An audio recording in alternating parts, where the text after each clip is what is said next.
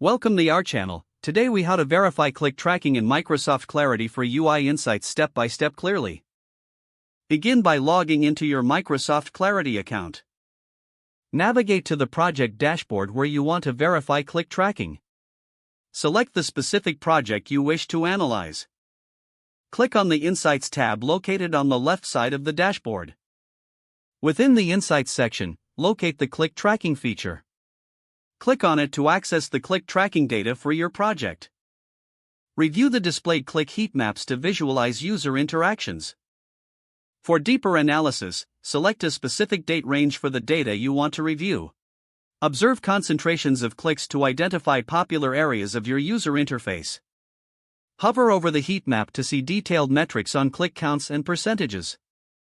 To analyze individual session recordings, navigate to the Session Recordings tab. Filter the recordings based on user interactions, focusing on clicks. Select a recording to watch user behavior in real time. Observe how users interact with different elements of your UI during their session. Take notes on any patterns or unexpected behaviors you may notice. If necessary, adjust your UI design based on the insights gathered. Finally, summarize your findings to enhance overall user experience. If the page does not load, refresh the browser or try again in a private or incognito window. Make sure you are using the correct email address, then retype it carefully to avoid small typos. If your password is not accepted, use the reset option and create a new strong password you can remember. Check your spam folder for verification or security emails, then complete any requested confirmation steps. Enable two-factor authentication if available to improve account security and reduce unauthorized access risk. After signing in, review your profile details so your contact information and settings are accurate and current.